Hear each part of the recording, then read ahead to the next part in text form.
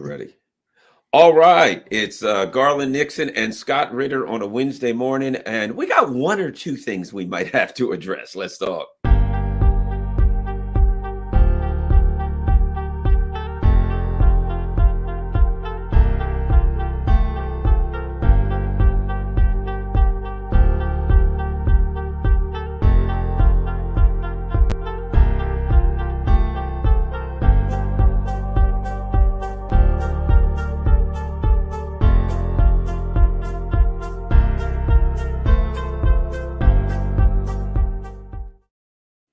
Hello, Garland here. A couple of things real quick.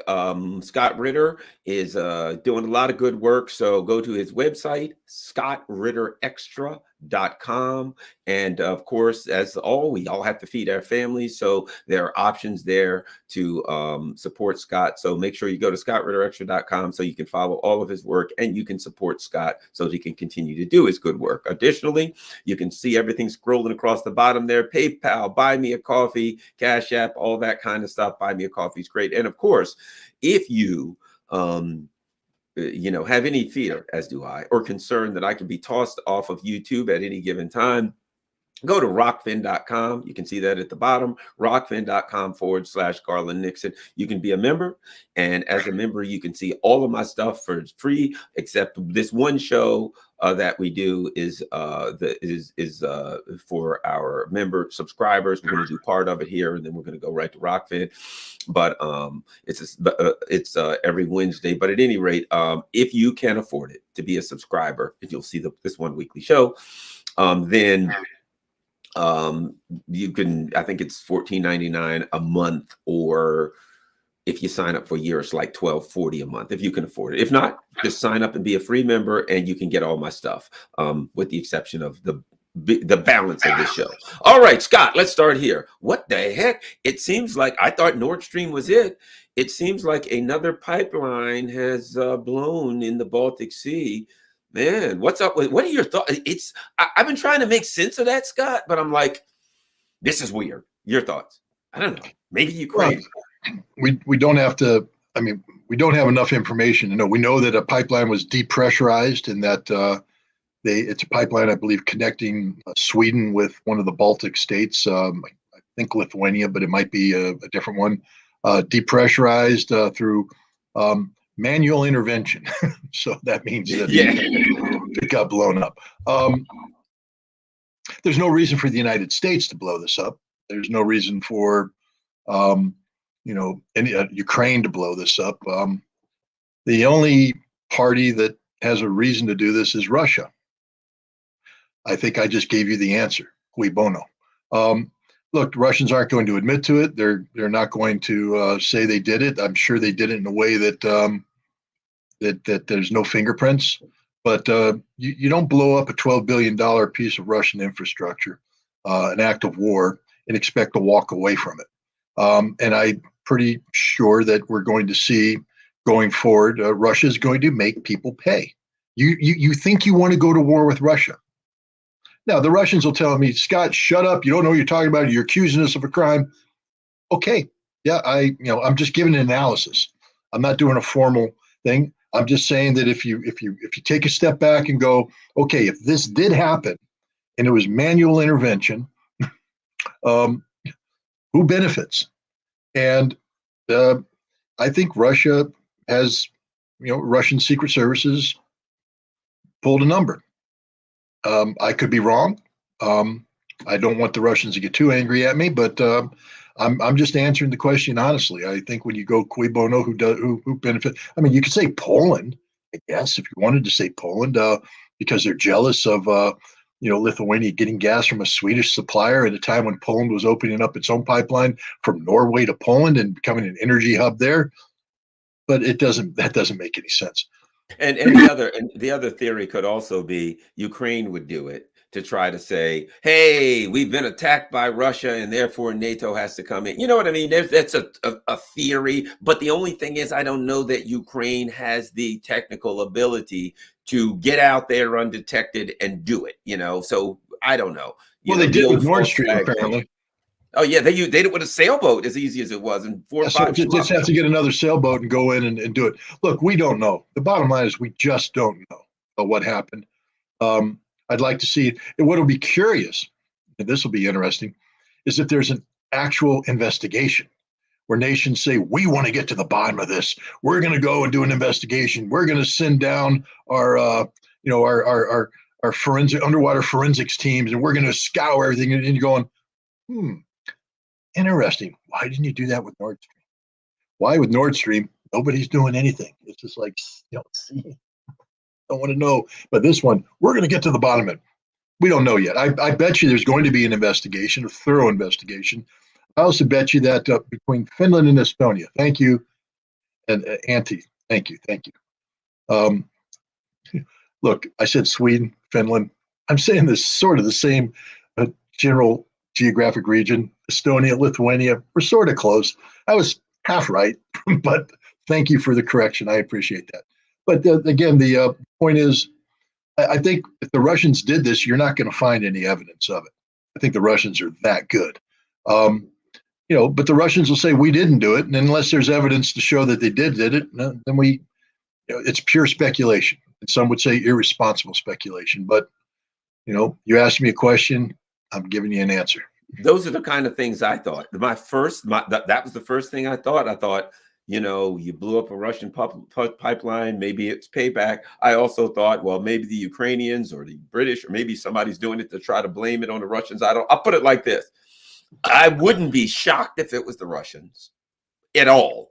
I wouldn't be shocked if it was somebody trying to false flag our way into you know what I mean? None of those things would shock me. I'll just say that. But here's the thing it shows, and this is just before winter. When you start that kind of crap, blowing up pipelines and infrastructure, when you open that door, you may have opened a door that is very, very hard to close. Now that could be, okay, well, somebody else has got to retaliate and blow up something. And before you know it, going into winter, you have a disaster, and they're all around Europe. Europe is the one that's going to, they're the ones that are going to suffer from this. And let me ask you this. I'm reading now, Avdiivka, I'm reading now that there's a discussion that there's some kind of offensive going on, not necessarily a big arrow offensive, but something's up with the Russians at a time when, let me add this, timing's everything. The Israel thing happens. The U.S. is over there. Everybody's now flying the Israeli flags across Europe instead of the blue and yellow flags. Zelensky's like, oh crap, I'm yesterday's news. I'm the guy that I'm the date. They took me to the date, and now they're going to dance with somebody else. What's happening on the battlefield there? And what are your thoughts? And also your thoughts about that concept of this has happened over in Israel. Oh, we got to send weapons over there. They got put so much ammunition, Scott. Look, about the U.S. supplying, let's start with the supply of munitions to Ukraine and to Israel. I think the Ukraine situation showed that the U.S. was tapped out. I mean, that's why we sent cluster munitions in the first place. What we're sending now, my understanding, is that we have our own pre-positioned stocks of ammunition, because I think we took 300,000 rounds from Israel to send to Ukraine. We did that before we ran out of ammunition for the cluster munitions. And so Israel lost 300,000 rounds. Now, those 300,000 rounds were meant for the United States as a regional contingency, but they were also meant for Israel to be able to draw upon in case they had, an emergency themselves. And those rounds are gone now.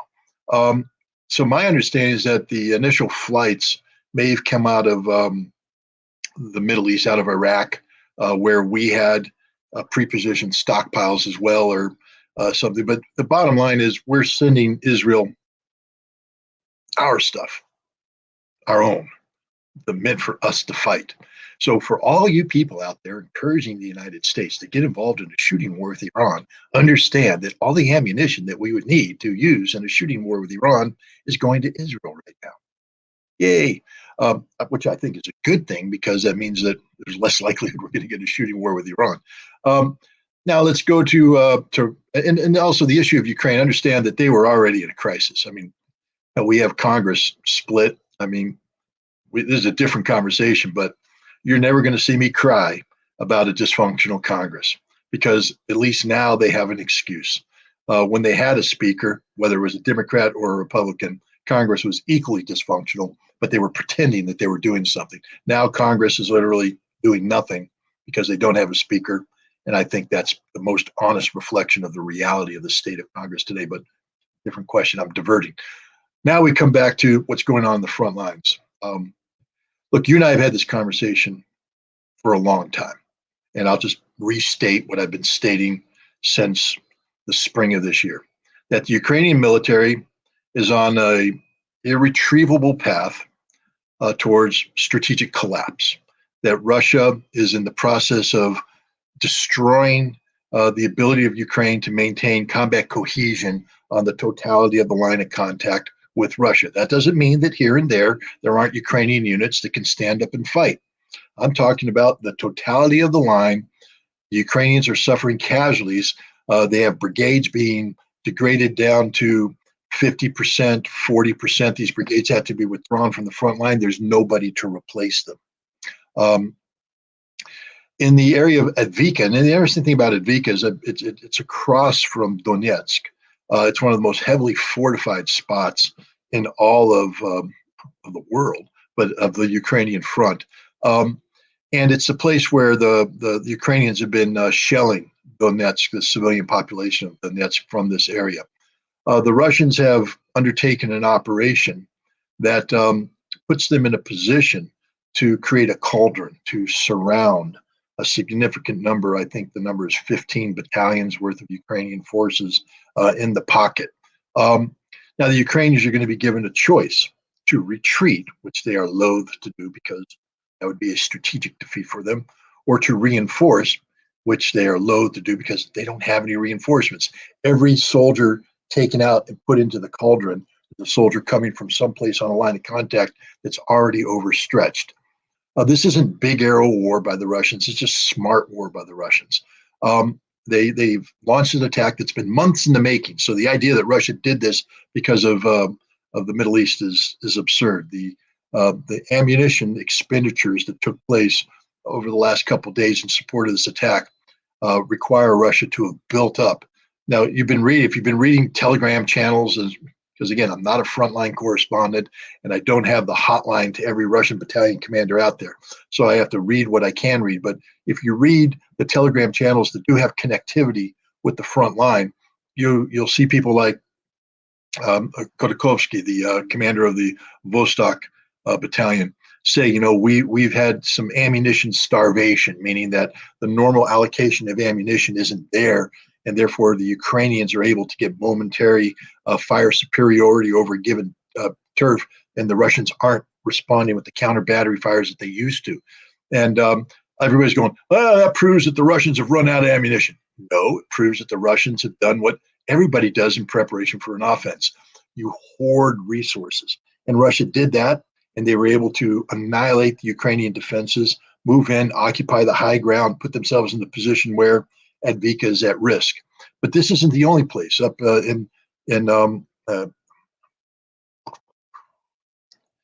my brain isn't totally working. I'm trying to geographically put myself up at the top of the map. The battle that's being fought up there is going in the Russians' advantage as well. I think Kupiansk might be the battle. Russia has been making some advances there, but Russia's making advances everywhere. Look at where we look at Robotyno. The Ukrainians have gone on the defensive because they've exhausted their offensive power, and the Russians are starting to make attacks to regain land. I think we're seeing the strategic momentum shift to the Russians because the Russians were always happy to let the Ukrainians punch themselves out. It was rope-a-dope. Just boom, boom, boom. Now the Ukrainian arms are down, they're exhausted, and Russia's going, all right, it's our turn. And they're coming in. And remember, they got 200,000 plus troops. They haven't committed to this battle that they'll be able to commit at a time and place of their choosing. I think what we're seeing right now is the process of collapse. And my prediction is that this process will continue and will accelerate because, it's like anything. You can, if you have something that's thick and you start eroding it, you don't really see the implications of that erosion until it actually starts to get paper thin and it starts to burst through. And then when that happens, the whole thing just collapses. And that's the direction we're heading right now. I think we're going to see, again, originally I said end of summer, early fall. Well, we're in the early fall standpoint. So I think I'm doing okay on my prediction. And I think we're going to see the collapse take place before this year's out. This war's over. Yeah, I agree. Now, let me ask you this. The if you could explain it as to best as you know what happened regarding the Hamas offensives. My position with that, with that, and people know for years I've said, look, I'm a person who I believe in justice, and I don't believe the Palestinians are being treated justly, and I believe that they should be treated in accordance with international law, etc. Okay, and that being said, I'm a person who is I'm very principled, right?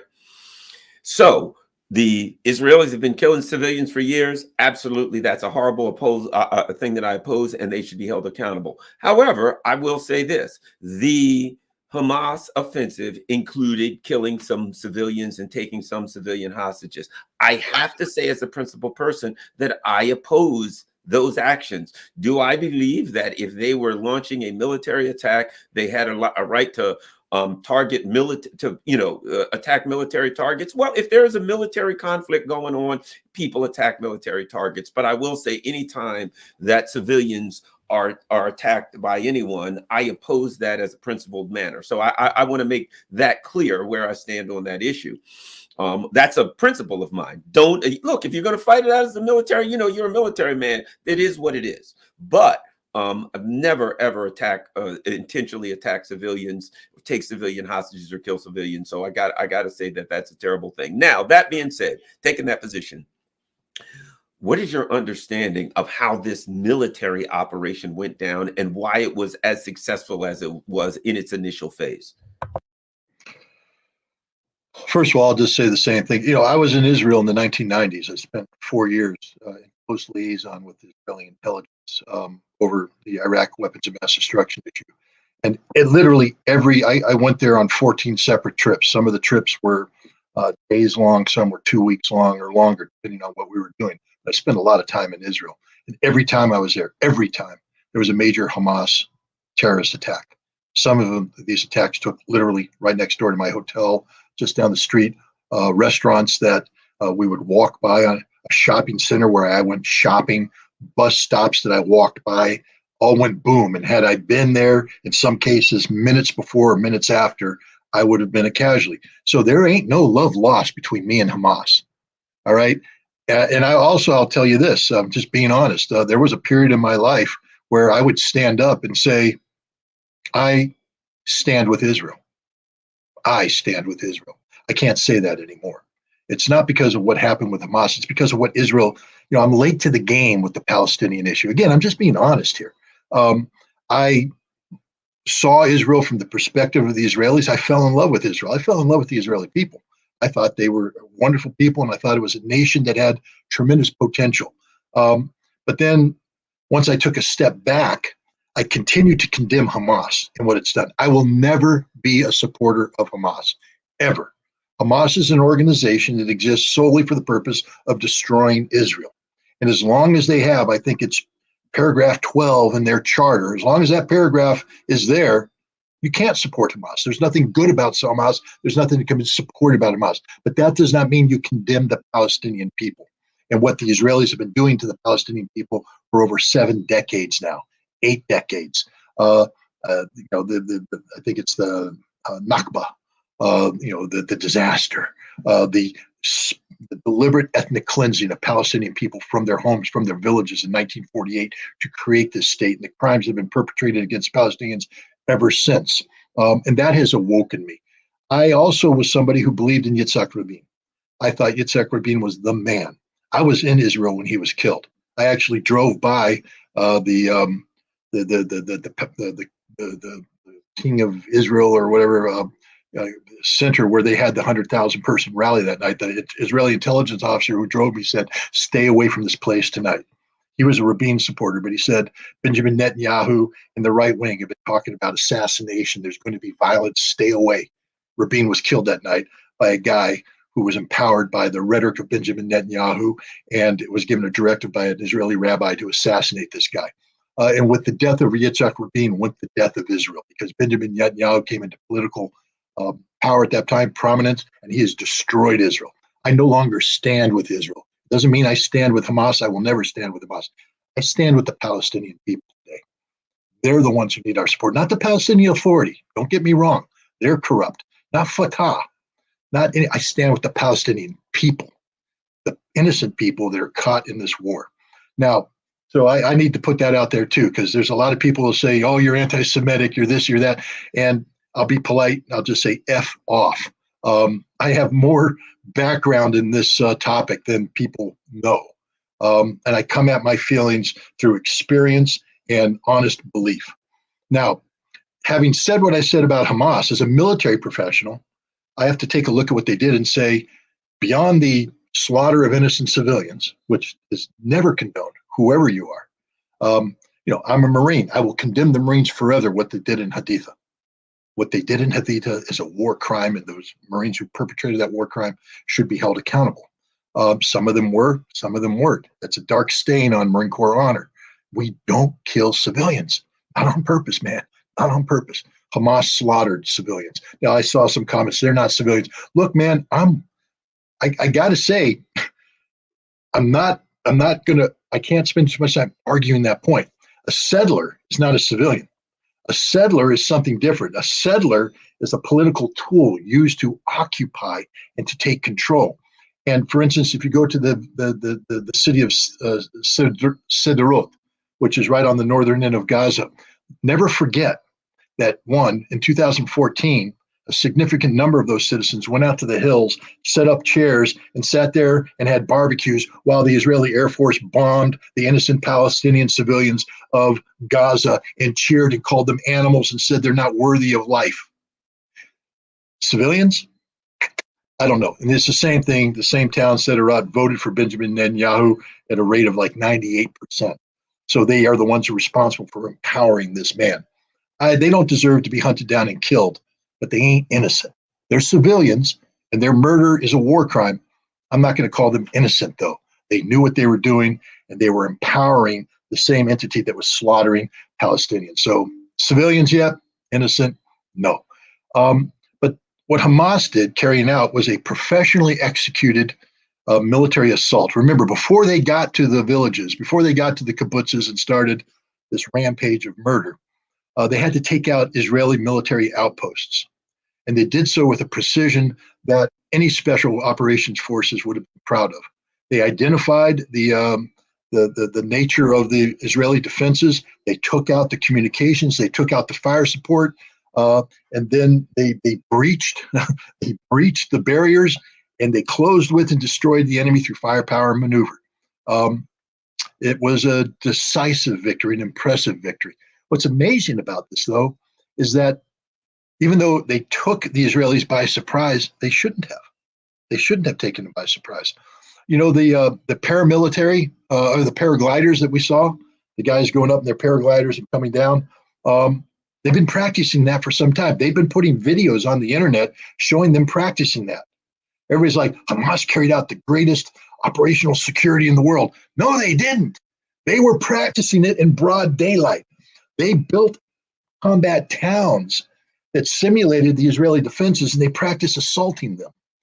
Made videos that they've been saying all along, we're going to do this. We're going to do this. And the Israelis went, nah, you're not. Because of what? What's called the conception. The conception is a mindset. It's a term that comes out of the Agronaut Commission, which was formed by Israel in the aftermath of the 1973 Yom Kippur War, the last time Israel had such a major intelligence breakdown. See, back in 1973, Israeli intelligence was collecting a lot of data, and they had young analysts like me, back when I was young, who would sit there and look at the data, and they said, the Egyptians are going to attack. They're going to attack on this day, at this time, at this location. And they'd publish that. They'd write the assessment. They'd get up to their bosses, and the bosses went, now, you see, we have a conception. we have a conception that Egypt would never do that. That even though you're seeing all these things, and we're not denying that you're seeing it, there's no way Egypt would carry out this attack because it's not in Egypt's best interest. Golda Meir was being briefed by the king of Jordan. Something big's going to happen. Egypt's going to do something big. Syria's going to do something big. But the conception said, no, they're not. Prior to this, what we do know is that the Israeli intelligence was collecting a lot of data, but there was a conception. The conception was that Hamas had gone away from its stated objectives of destroying Israel, that Hamas instead had become an entity more interested in governing, that they were moving towards legitimacy, that the Palestinian people wanted to be governed, therefore they would never tolerate Hamas carrying out these kind of acts, that everything you're seeing over here with paragliders and assaults, that's for propaganda purposes, just to say, hey, look, we're tough, we're bad, but really we're surrendering to the system. The Israelis opened up Gaza recently. They allowed a couple thousand Gazans to go into Israel to get jobs, to generate income, to bring that money back into Gaza. They started letting goods come in, and the Israelis are like, see, life is good for the Gazans. The Palestinian people have been bought off, and Hamas just wants to govern them. So from a conception standpoint, we don't believe anything, this thing that we're seeing. Plus, the other aspect of this, too, is that Israel conceded the responsibility of analysis from a human. Because, again, I've worked with Israeli intelligence. They are very, very, very good. Their analysts are top notch. They know the subject matter like no one knows the subject matter. And so there are good analysts who are sitting there looking at this stuff saying, this is what I think here, red flag up to the boss. But then you have the politicians who say, nah, that's not it. But the other thing is there was too much information being collected. Their Unit 8200, which is their SIGINT unit, like their NSA, which is vacuuming up every piece of digital data so much that you can't have analysts go through it too much. The same thing with imagery. They were imaging every inch of Gaza. It's estimated that every meter of Gaza was imaged once every 10 minutes for years. That data goes someplace. I used to do photo interpretation with the Israelis, and we'd sit down on a light table with a roll of film, and you hand crank it, blow it up, do this, send it out. They send you a bigger blow up on it. You look at it. It takes a long time just to look at a small piece of turf. So they put all this data into a supercomputer, and then they came up with algorithms. Artificial intelligence, they called it. And in 2021, Israel waged what they called the first artificial intelligence war against Hamas in Gaza. And they said, we won. We figured it out. We have a supercomputer that can predict Hamas's actions. And so the supercomputer was backing up the conception. Why? Because it's programmed by people who believe in the conception. And so the artificial intelligence was told, this is the conclusion we want. So anything you collect has to give us this conclusion. It's the digital equivalent of politicized intelligence, where a politician says, all I want to hear is that the earth is flat. And you can have people coming back and saying, well, sir, we've been up in outer space. It's round. We go up in a balloon. We got curvature and all that. And you send all this raw data into a system that comes out and says, yeah, boss, the earth is flat. And that's what happened here. It's a massive intelligence failure on the part of Israel, not because Israeli intelligence sucks, because Israeli politicians suck. The other thing is this, to me demonstrates the folly of empire, particularly as other powers rise throughout the world. So the US is going to pick a fight with Russia and with this Ukraine stuff, the whole Rand Corporation write up about, oh, we can use Ukraine and here's how we're going to unbalance Russia, blah, blah, blah. Meanwhile, well, there's China. We're going to take them down. We're going to do what we got to do. We're so powerful. We're going to put missiles in the area, first island chain, second island chain, build base, blah, blah, blah. Meanwhile, this thing flares up in the Middle East, which has the potential for absolutely disastrous consequence. Let's face it, of all of these, if this thing goes bad and there ain't no oil sailing through the Straits of Hormuz, every Western economy goes, kabonk. And the only place you'll be able to get oil is from Russia. and Venezuela. And How about Venezuela. Don't forget exactly? Venezuela. And so the bottom line is, to me, it shows the folly of empire, because now you just can't, you'd have to have 100 aircraft carriers with, you just, the world, it's too volatile. There's too many things going on to try to manually, physically, with coercion, control this. One other thing I'll say, and this wasn't even a state actor. To me, it shows the power of drones. They use drones to attack. What we're seeing is a new world. You don't have to be a state actor to have cruise missiles, effective cruise missiles, effective drones, that the technology has created an environment where someone who doesn't have a lot of money, doesn't have a state, can utilize technology to really put the hurt on a powerful military in a state. Your thoughts, Scott? Yeah, I mean, who else isn't a state entity? Hezbollah. And yet Hezbollah has one of the most powerful, professional, well-equipped militaries in the region. Hezbollah, by the way, is the entity that fought the Israeli army to a standstill in 2006. A mobilized Israeli army, by the way, that put tens of thousands of troops in there, multiple divisions. It's now coming out that Hezbollah only used one brigade, the brigade that was there. Hezbollah never mobilized. Hezbollah just sat back and went, one brigade, 3,000 dudes, they got you. They did. This is problematic. Hamas. I think the lesson of Hamas is that you don't have to have a national flag on your shoulders as long as you believe in a cause that you're willing to die for, and that you're willing to put the sweat equity into becoming the best possible assault force you can. You can say what you want about Hamas, and again, I'm just straight up. I've never liked them ever. I first learned about Hamas in Israel when a bus went boom, and it was Hamas who did it. And I'm like, why would they be doing that? I didn't understand the whole Palestinian issue at the time, but I'm just like, why would they be doing it? Then it became even more confusing when I found out that the Israelis created Hamas and empowered Hamas in 2006. That's a whole different ball of wax. Then my brain is literally going boom. But this is why my hair is the way it is. I see a lot of people commenting about my haircut. No, the answer is I actually had a late night Aikido session. I started taking Aikido, and this is just the way it looks when you wake up in the morning and get on the line. I should have probably shampooed and air dried my hair or something like that, or get a haircut. But what you see is what you get, guys. I apologize for it. Hey, but, well, this is information. It ain't a fashion show. So hey, it ain't a fashion show. That's why. Yeah, this is my confused academic look. This is the. But I got to throw this in. We look at the conflict in Ukraine, and what happened. Iran introduced some pretty basic, they had little motors on. They kind of reminded you of like the World War II doodle bugs that, then they run out of, when they run out of gas, they drop on you and blow you up.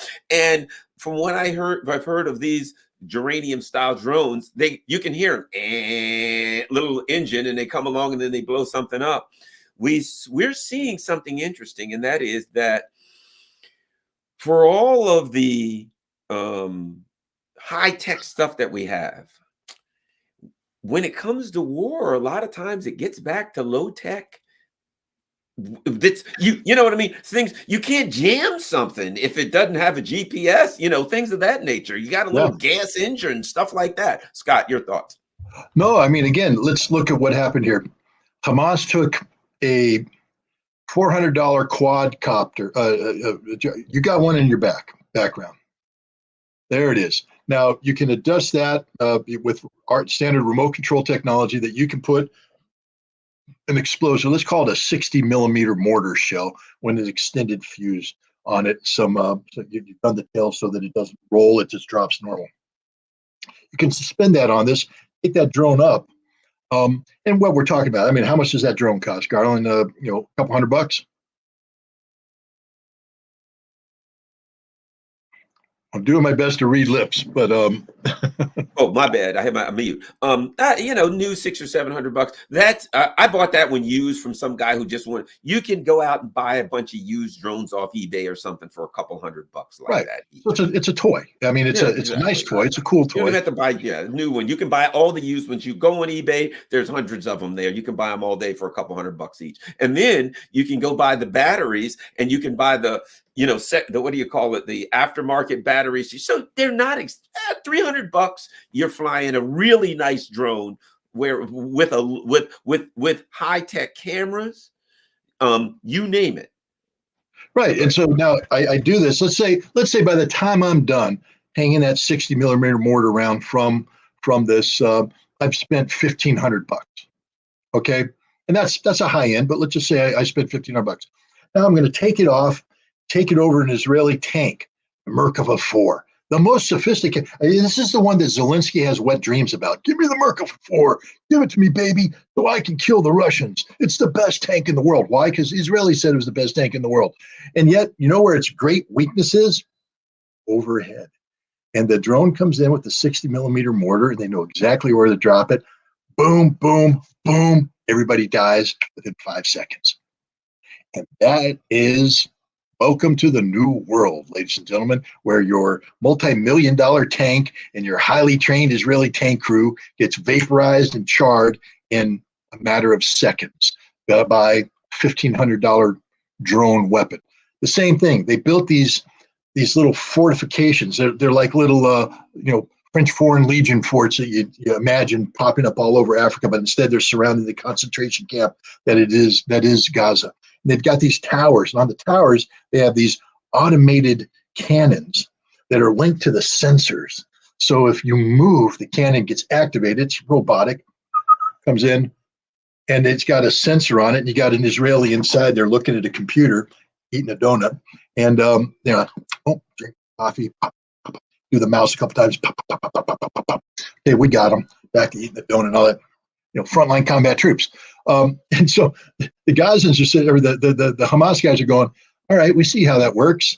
Let's take this drone, this bigger drone, and it's just basically a giant plywood airplane. It's just nothing sophisticated. Little, what ST's engine, not ST's. What was the old back when I was a kid? Cox. You did Cox. Cox. That's it. Yeah, I had them in Boy Scouts. And you release it, and you sit there and you put on some rudimentary guidance, and you go, and just fly it right into that baby. Boom, it's gone. So you bam, hit that. Bam, you take out the tank that's providing overwatch support, and then bam, you blow a hole in the wall, but that gun can't shoot anymore because you took it out. Bam, you take out the communications thing. So the panic donut eating Israeli inside going, holy cow, they're coming. I can't call for help anymore. They cut my comms. And now he's trying to raise the alert. All the people that went to sleep who didn't go on leave because it's Yom Kippur are running around in their underwear trying to put on combat gear as Hamas bursts through and kills them all. Instantaneous. It's repeated over and over again. Hamas overwhelmed them. Then Hamas continued the attack. Look at the intelligence involved in here. They took over the Gaza division headquarters. The Gaza division headquarters, a division headquarters, which should have multiple layers. Where are your minefields? Where are your barriers? Where are your machine guns fully manned? Where are your mortar crews ready, sleeping by the mortar? Fire mission, got it. Pre-designated targets. Pop, pop, pop, pop. That's what the Marine Corps would do. You wouldn't get close because we'd have some observation post manned by a Marine who's not sleeping and eating donuts, and he's not hiding behind a computer screen. He's outside looking at you going, got him, wired in, got him, boom, boom, boom, boom, everybody dies. At least that's the way it should work. Instead, all the Israelis were asleep. They took the division headquarters. Then they went in, and this is a story the IDF isn't telling yet. They went in and found the homes of high-ranking Israeli generals, and they kidnapped them or killed them. Okay, they went in, and I'm talking about deeper than these. I'm just about snatch crews going in their unmarked vehicles or their vehicles with Israeli license plates, driving into the homes. How you doing, General? Kill the wife again. Condemn it, not condone it. Condemn it. pop the wife, pop anybody in there, grab the general, throw them in the car, and go. Why do you kill the wife? Because you don't want a phone call being made. I mean, I'm just being brutal here. I condemn it. I don't condone it. But there's a reason behind some of this stuff. Is you kill them so they can't communicate because you want to maintain that element of surprise as long as you can. And it worked. The slaughter that they did took Israel by surprise. They didn't mobilize. There was no rapid reaction force coming in because there was no rapid reaction force. And by the time they got one up, the people that responded to the Hamas attack were the elite units. Sariyat Matkal, Flotilla 13, the Ghost Recon Unit, Yaman, all these guys sent in their squads, led by the leaders. I mean, this is where the real Israeli warriors are, in these units. And they're led by their leaders who came in. The commanders are taking assault squads because that's all they could assemble at short notice. And they're coming in trying to engage with Hamas, push them back. They lost almost every leader of every elite unit they have because they were leading from the front, doing that which they should have regular soldiers to do. So they basically they lost these guys. You take a look at the names of these guys that are dropping. These are the best of the best that Israel had, and they dropped, and they lost a lot of these guys early on because they were the only ones responding. These are guys who do hostage rescue. They're not meant to do quick reaction, quick response. You should have a dedicated rifle company or battalion ready, earmarked, guys geared up, ready to go. They weren't there. So the elite units had to step in. Hamas took them out. Here's the other thing about Hamas that we need to say. There's the level of professionalism that we saw with this plan. You can't just sit there and go, well, that's it. That's as good as they're it. Now they're going to get slaughtered because now the Israelis know what they're doing. The Israelis have no idea what they're doing.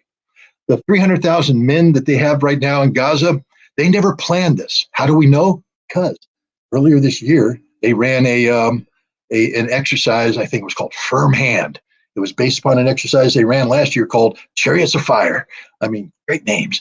And it basically did what happens if we have a general war with Hezbollah and Iran comes in to join, and the West Bank and Gaza rise up in an insurrection. How do we handle that? And they built a war plan, and they practiced it. They were trying to prepare for a real shooting war with Hezbollah, a long-range interdiction mission with Iran. But with the West Bank and Gaza, it was basically, how do you stop uprisings and limited shooting? They never once war-gamed what happened. Never once. The 300,000 troops that have shown up have no clue what they're doing because there isn't a plan. Israel has not prepared for a large-scale ground assault into Gaza of the scope and scale they're threatening right now. If you don't plan for it, you can't do it. Urban warfare is some of the most difficult fighting in the world. Just ask the Russians about Mariupol, about Bakhmut. Ask the Ukrainians about it, those who managed to live. It is bloody, it is horrific, it is hard, and you have to prepare for it. They're sending reservists. Let me explain to people when I talk about the Israel, because I have utter disdain for the Israeli Defense Force other than these elite units. Because the reservist is somebody who comes in and he gets trained. Now, I don't mind conscript armies, but at least you should pretend, you should know who you are. I'm a conscript army.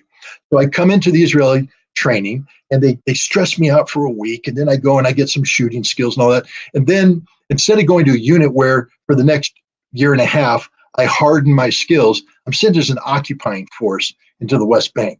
And I spend my entire military service beating up kids, beating up women, assassinating unarmed people. That's it, baby. They haven't trained for any of this other stuff. The Israelis do this.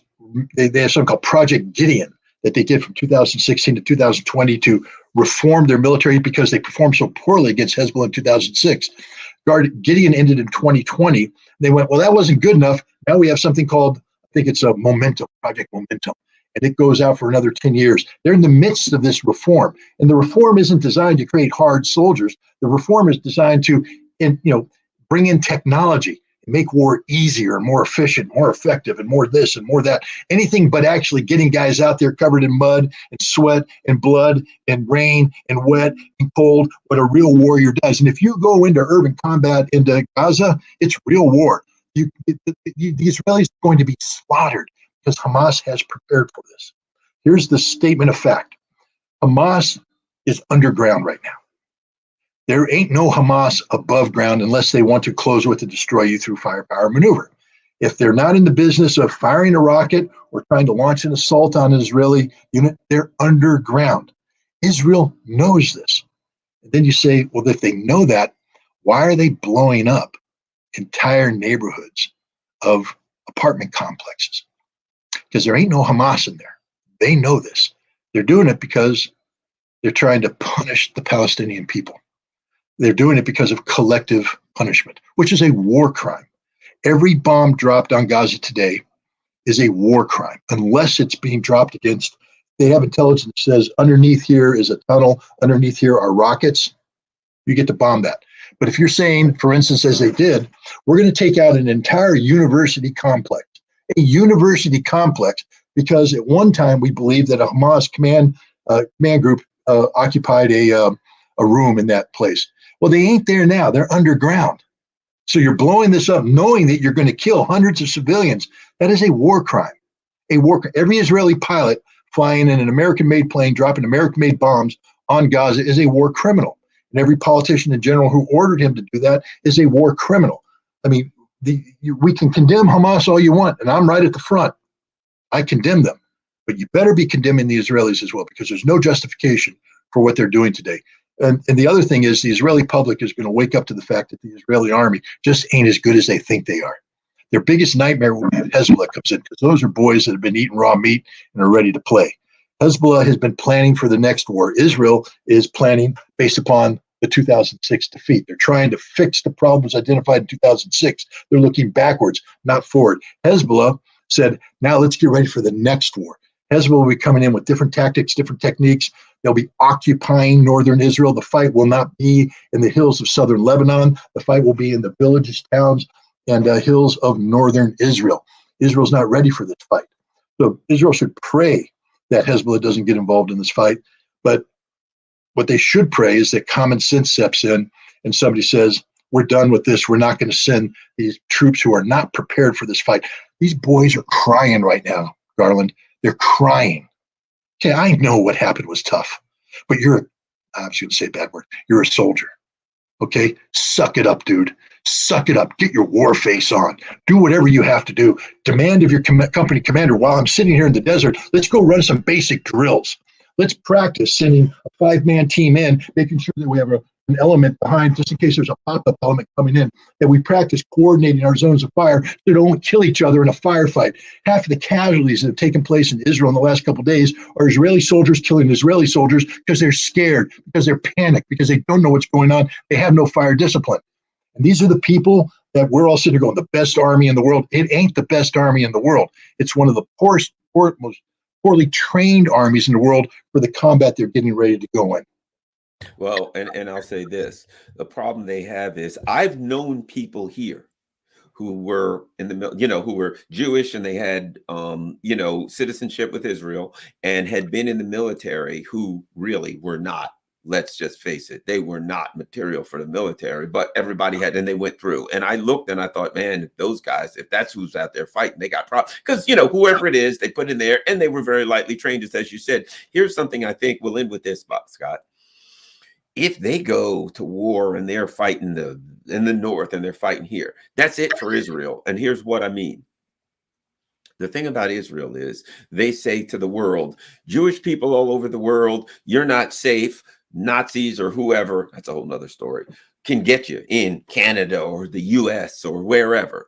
Come to Israel, the Jewish state, where all Jewish people are safe, and then you can be here. And so what you've got is people from Russia and the US and Canada and all Europe who said, well, we'll go to Israel where it's safe to be a Jewish person, and we can, if Israel is embroiled in a bitter war, I don't care what's going on. If the U.S. we're joining in and we're going to bomb, whatever. All of those people that got dual citizenship are getting the hell out of Israel. They ain't coming back. They're there because they want to feel, whether they are safe or not is irrelevant. That's a whole different discussion. But I'm saying that's the advertisement. You're Jewish, come here where it's safe for Jewish people. If they're embroiled in a nasty ground war, and if you go get your citizenship there, you're going to be put in the IDF and sent to wander through the rubble of Gaza with machine gun fire, strafing you day and night. They're getting the hell out. They ain't coming back, and there ain't going to be no much left of Israel, because the people who populate it, and I'll just say this wisely, in my opinion, will say there's a war going on here. I'm going home, and I ain't coming back. We got about 4 or 5 minutes, Scott. Yeah, look, back in 2007, I think I spoke before an American Jewish Congress convention. Funny audience, but like I told you, one time I was a I Stand With Israel guy, and so they invited me, but they didn't want to hear what I had to say, which was that their policies towards Iran were going to hurt Israel, that they shouldn't tell lies about it, and that the reason why I was criticizing the Israeli government is I wanted to make sure that Iranian missiles didn't hit Israel like Iraqi missiles did. And somebody stood and asked me a question about, who was I to talk about Israel? He's been he's been to Israel. He lived in Israel. He's, Israeli citizenship and all that stuff. And I said, were you in Israel in 1989, 1990? Yes, I have a home in Tel Aviv. Were you in Israel in February of 1991? No. I said, you're home here in the United States, right?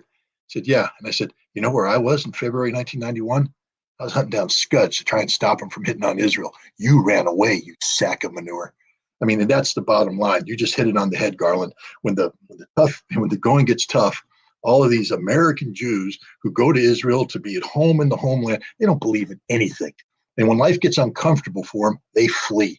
And one of the things that happened in the Gulf War is that European Jews fled Tel Aviv. They were gone.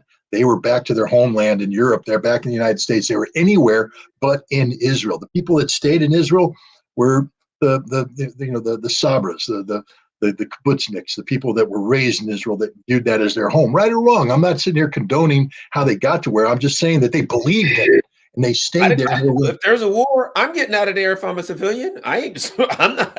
Well, you know what I mean? You're a civilian. There's a war. I'm getting the hell out of Dodge. You got 3 kids. Wife, get the hell out of. You're a civilian. You're not in the military. See ya. Right, but the other thing is Israel needs these people. They need their money to create this economy to thrive. It's such a small country; it cannot live in a perpetual state of conflict. My wife and I saw that when we were last in Israel in 2000. I want to say 2009. We went to Israel. We actually landed. There's a port. I think Ashdod is a port. The cruise ship came in. Yes, we were on a cruise ship. I'm sorry. But we got off and we rented a car and we drove all around Israel. But what we saw was a scared nation. From everybody we met, we're just scared about the potential conflict.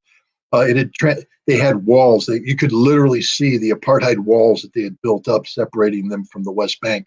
It was a nation of people that were just living on the edge. And we both got back on the ship and we went, that's not the Israel we experienced when we went in 1995. And in 1995, remember, while we were there were bombs going off, terrorist bombs. There weren't any terrorist bombs going off in 2009. They were just scared.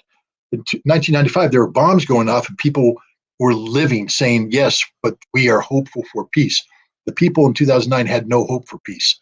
Israel's a nation that if they don't solve this problem of perpetual war, it's not going to survive much longer, because no one's going to invest money in a nation that's going to get erased or be in perpetual conflict to prevent erasure. And that's what the Israeli government has to think about going forward here, is that the policies that they're implemented in this policies of perpetual conflict.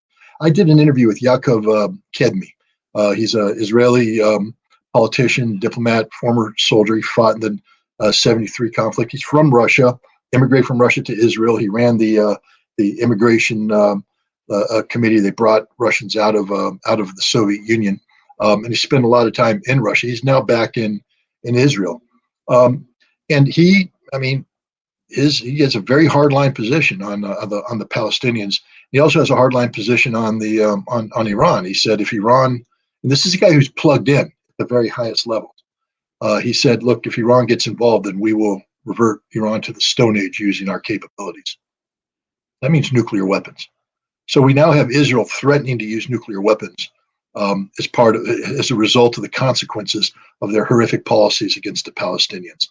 This is which would be, again, would be the end of Israel, because the retaliation from all of the forces in the area would be so significant. And that's what they have to think about now. That, you know, what's interesting? I'll finish by saying this. It's the difference between Israel and the U.S. The U.S. is involved in all of these, fracases around the world and forever wars, but they're so far from so much of this stuff that they don't take the hits. And so the American people oftentimes don't even know what the hell's going on, because they're sitting there so far away from everybody that they're not getting punched. Israel is right there. And I don't care how, one of their issues is this, and as a person who's trained in self-defense, you got long arms and you're bigger than I am, right? If I stand back, you're going to reach out and punch me, and I'm going to stand back and take your punches. What I want to do real quick is get up inside. You know what I mean? I want to get right up in there. So now I can fight you. You got no advantage. You can't get a long punch and hit me. You can't reach out and punch. I can get up under you now. I can do all kind of knees and elbows and punch and grab and grapple or whatever, but I've gotten you, destroyed your advantage of distance. So if you got a person with long arms, you might want to get in and do that close in fighting or grappling or ground fighting to get rid of that distance advantage that they have, right? Israel, when you look at it, Hezbollah, Hamas, right? They can't nuke these people. They're right there in front. You know what I mean? So one of the issues that Israel has is that distance. You can have all the firepower you want, but if somebody's right, you can be the biggest, strongest guy, but this guy's right here. He can reach up, he can grab, he can knee hit you in the groin, he can do grab your fingers, twist them, all kinds of terrible things. And so I think that's one of the issues that Israel has. That firepower isn't as useful when that little guy is right here up in your chest and you're scrambling to get him off of you so you can use your advantages. Just a minute or two, your thoughts on that, Scott? No, you're 100% right. I mean, you get my face, I'm going up and I'm going to use my elbows and deflect and all that kind of stuff. But you have to practice for that. You have to practice for that. And if you spend your entire life going, when that guy gets up in your face, you're not ready for that. And Hamas and Hezbollah, they're going to get up in your face. Iran's going to get up in your face. Israel, I saw a comment. Again, my wife tells me, don't read the comments. But I do. I'm guilty of it. But somebody said something about it's a TikTok army. It is. I mean, Israel is an army of, what is it, Gen Z now? What generation are we in? I don't know. Millennials, Gen Z, something. They're all the army people are there. Look, you know what the example is? In Ukraine, all these people taking their phones to the battlefield, taking pictures, putting them on Instagram, and the Russians are like, okay, let's just get the coordinates in on that and blow them to hell. These young people now, they got to put everything on Instagram and they get themselves killed. And the Russians said to all of their soldiers, give me your phones. You ain't taking no phones to the damn front line. Well, there was a again, God, I feel sorry, but they had a room full of captured Israeli girls. I don't know if they had been captured yet or they were about to be captured, but they were in a room and you can hear the grenades going off and all this stuff. And they're scared. I feel bad for them. But they're streaming it on a cell phone. Half of them are with their cell phones filming it. I'm like, turn the cell phone off. Turn the cell phone off, disengage the GPS, do anything you can to reduce the signature so that an enemy out there can't track you.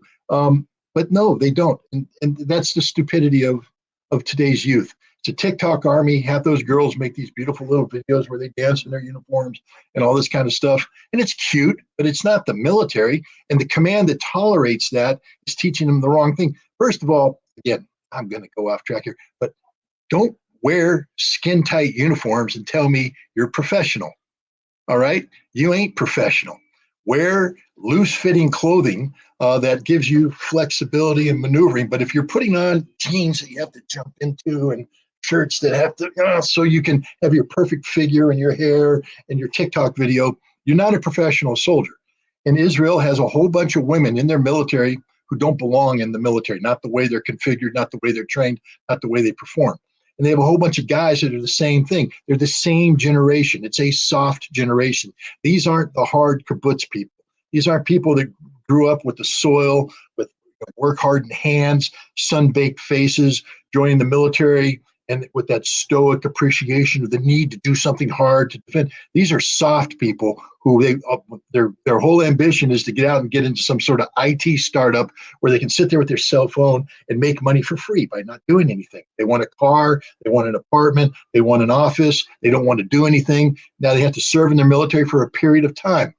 And their leadership is extraordinarily tolerant of this. Instead of getting in their faces and making them hard, they sit there and they say, "Okay, well, we'll go out and train. Oh, it's a little wet and rainy today. We'll come back, make a TikTok video." I'm exaggerating here, but that's the reality. Israel today is a nation that again has so many flaws and so many problems. But the biggest flaw, the biggest problem, and again, another comment that I read that I appreciate, is that their Minister of Defense came out, called the Palestinians animals, and called upon the Israeli Air Force to wipe them off the face of the earth. That is a war crime, literal war crime. He could be arrested, charged, and hung by the neck until dead right now for what he just said, because they have acted on it. So there are hundreds, if not thousands, of lives that have been lost because of those words. Not a single Israeli is in the street demanding his resignation. Not a single Israeli is in the street saying, "We don't do that. That's not who we are. That's not what we do." The entire Israeli nation is blind to this because they've been overcome by emotions that reveal their true selves. These are people that only stand for Israel. They don't stand for humanity. They don't stand for the Palestinians. They don't stand for you. They don't stand for me. And the selfishness, the self-absorption, this belief in Israeli exceptionalism, Jewish exceptionalism, will be their undoing, because there's a big world out there populated by people who aren't Israelis, who aren't Jewish, who believe that they have the same inherent right to live their lives as an Israeli Jew. And when you say that we are better than you, and there's only 6 million of you in a tiny piece of land, that ain't good enough, man. Israel's going to pay a heavy price. I think this conflict will be one of the turning points in Israeli history, where they're either going to have to adapt to a new reality which doesn't endorse automatically Israeli exceptionalism, or Israel will cease to exist. Yeah, I think you're right. I think you're right. And I realized something. I always thought when people said that Israel could, quote, cease to exist, that would mean somebody was planning on destroying Israel, blowing them all up or something. And now I've come to realize there are other issues, and that is Israel is a state that has people who have come there because they want to live there. They're Jewish or whatever, and they feel this is their Jewish homeland. That's a whole nother discussion, but that's how it exists. And if people look at that and say it's too dangerous, they're involved in wars, there's bombs going off, there's all kind of terrible things, those people are going to say, I'm going to stay in Paris or Brooklyn, or I'm going back to Paris and Brooklyn where my relatives are. And at that point, there ain't 6 million people there. There's 6 dozen people there. And Israel doesn't exist, not because somebody blew it up, because people don't actually want to be there, because they want to go there for peace. If they ain't peace, they ain't want to go there. Scott Ritter, don't forget, everybody, ScottRitterExtra.com. That's Scott's website. And go there. You can see all of Scott's good work there, and you can also do whatever, how any way you can. If you can donate, if you can help keep Scott going, certainly appreciate that. And across the bottom there, you see whether it's Patreon or Buy Me a Coffee, PayPal, things of that nature. If you can support this channel, certainly appreciate it. If not, that's fine. If you can't afford it, just do this. Share this on all your social media platforms. If it's, it's tough times, and hey, we got to feed our families. And if you need this money for your family, for your kids, keep it. And take care of your family, and just share this as best you can. And don't forget, it's football season. So stiff arm that like button. Thanks a lot. We're out.